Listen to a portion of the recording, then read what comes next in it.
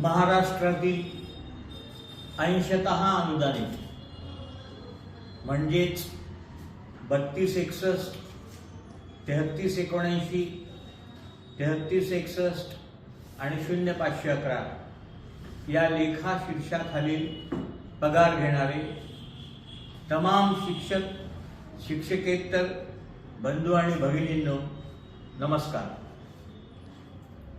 मुद्दामून या महिन्यात मी प्रचार दौऱ्यात गुंतलो होतो, त्यामुळे मुंबईला थोडं उशिरा गेलो। मुद्दामून एवढ्या करता म्हणतो की मी जेव्हा जेव्हा या पगाराकरता व्हिडिओ देण्याचा प्रयत्न केला तेव्हा काही लोकांनी अतिशय उपहासात्मक प्रतिक्रिया व्यक्त केल्या की हे ते होणारच होतं, तुम्ही नेमके काय तीर मारले। म्हणून यावेळेस पाहिलं की थोडं प्रचारात गुंतलो होतो आणि मुंबईला गेलो नाही। त्याच्यामुळे झालं काय, सगळ्या लेखा शीर्षाला निधी आला, परंतु या 4 लेखा शीर्षांना निधी आलेला नव्हता। मग मागच्या आठवड्यात मुंबईत आलो होतो, 558 कोटीची फाईल बनवली, ती वित्त विभागापर्यंत पोहोचवली आणि आज परत आलो।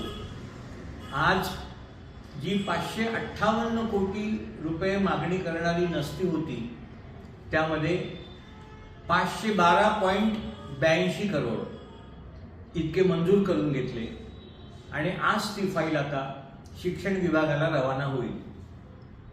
तुमच्या माहितीकरता म्हणून सांगतो, 3261 ला 109 कोटी 79 लाख, 3379 ला 86 कोटी 74 लाख, 3361 ला 200 कोटी 60 लाख आणि 0511 ला 115 कोटी 69 लाख, एकूण 512 कोटी 82 लाख इतकी निधीची तरतूद करून सदर फाईल शिक्षण विभागाकडे रवाना केली। आता उद्या साधारणतः याच्यावर निधी वितरणाचा शासनादेश निघेल, उद्या तो पुण्याला पोहोचेल।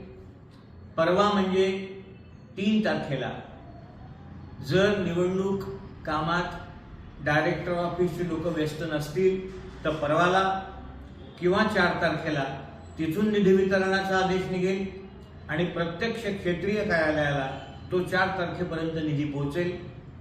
त्याच्यानंतर आपले बिल जातील आणि 10 डिसेंबर पर्यंत आपले नोव्हेंबर महिन्याचे पगार होतील। हा सगळा आटापिटा, हा सगळा जीवाचा राडा हे करत असताना मतदारसंघात कमी लक्ष देतो आहे। मतदारसंघाची सगळी नीव, सगळी जबाबदारी तुमच्यावर आहे। 80% अनुदानित शिक्षक आणि शिक्षकेतर कर्मचाऱ्यांनी किमान अनुदानित शिक्षकाचे 2-2 शिक्षक जोडावे अशी माझी तुम्हाला नम्र विनंती आहे। तुर्तास एवढेच, डिसेंबरचा पगार 10 तारखेपर्यंत होईल। तुम्ही फक्त पाठीवर हात ठेवून लढ म्हणा। पुढच्या महिन्यापासून मात्र तो 1 तारखेला कसा होईल याचाही प्रयत्न करेन। तुम्ही फक्त पाठीवर हात ठेवून लढ म्हणा। लढतोय। धन्यवाद।